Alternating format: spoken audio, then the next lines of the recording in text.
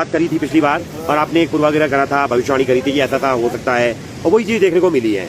कुछ स्वामी जी तो आप बताएं। और ऐसा है तो हमारे कई संतों ने पहले ही बता रखा है जी महाराज, और हमारे भविष्य पुराण में पहले लिखा है कि ऐसे रेगिस्तान में एक पिशाच पैदा होगा और उसकी जो है लिंग का गर्भाट छिद्र कटा हुआ होगा, उसकी शिका नहीं होगी, दाढ़ी होगी, मूछें नहीं होंगी, और ये पूरी दुनिया में तहलका मचाएगा और फिर आपस में लड़के मर जाएंगे। इसी प्रकार से बहुत कलयुग चल रहा है, मनुष्य की धैर्यता खत्म है।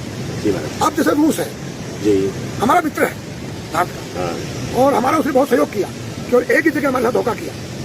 लाल बहादुर शास्त्री को ताशगंज में मार दिया गया, और वो लाल बहादुर शास्त्री आज जिंदा होता तो आज हमारा भारत रूस अमेरिका से भी आगे होता। जी महाराज, अब उसने यूक्रेन पर हमला किया, जबकि यूक्रेन के पास जब आजाद हुआ था, यूक्रेन उसके टुकड़े हुए थे, तो 3000 परमाणु बम मिसाइल थी उसके पास।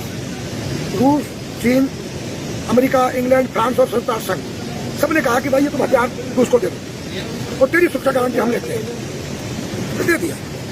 ये उसमें निर्णय हुआ कि तुम जो है नाटो में नहीं जाओगे, किसी दूसरे देश के साथ नहीं जाओगे, तुम कोई खतरनाक हथियार नहीं बनाओगे और तुम कोई हमारे रूस के लिए कोई ऐसी संकट वाली चीज पैदा नहीं करोगे। ठीक है, नहीं किया।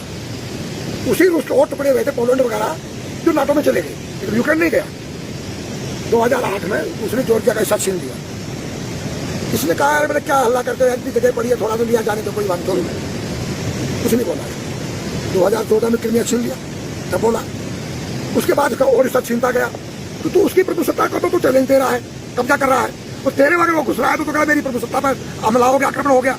तो ऐसा थोड़ी होता है, तू परमाणु बम की धमकी देगा, वो भी खत्म करेगा, तेरे परमाणु बम तेरे फोड़ देगा, और एक बार फूटने के बाद विश्व में जो है का बच्चे 7 अक्टूबर को हमास वालों ने इजराइल के बच्चे महिला से दुर्व्यवहार क्यों किया? आपने भी ये बताया था उस समय दुनिया चुप थी। आज इजराइल को मार रहा है, तोड़ रहा है, जब बच्चा महिला कुछ मरे तो तुम उनको संरक्षण कर रहे हो, तुम अपने घरों में छुपा रहे हो, तो तुम चिल्ला रहे हो। इजराइल के बाद करीबन 200 परमाणु बम है। अगर 10 परमाणु बम इन पर फेंक देगा उनका नामो निशान मिट जाएगा। क्यों? कि भाई अब जब उसके ऊपर हमला हो रहा है, वो मरने जा रहा है, तो मरता क्या नहीं करता, पटाखे के लिए थोड़ी रखा है पटाखे, जो भारत ने बनाया, पाकिस्तान ने बनाया। आज इन नदियों के अंदर सबने गंदगी डालना चालू कर दी, इसलिए गंगाएं जो है ये विकराल रूप धारण कर रही है बहुत ज्यादा। क्योंकि गंगा पहले कहाँ तक थी, लोगों ने उसको अतिक्रमण करके अपने आश्रम बना लिया। ये मेरी कुटिया भी गंगा जी के अंदर ही है, मैं ये नहीं कहता कि मेरी गंगा जी में नहीं है, ये भी गंगा जी के अंदर है, कभी गंगा जी रही है। अब गंगा जी इसको आगे बहाएगी तो भाई इसमें मैं कुछ नहीं कर सकता, क्योंकि पहले भी गंगा जी रही है यहाँ। तो इसी प्रकार से मनुष्य को समझना चाहिए कि जैसे तुम अपनी प्रभुसत्ता समझते हो, दूसरे की प्रभुसत्ता भी उसी प्रकार की समझो।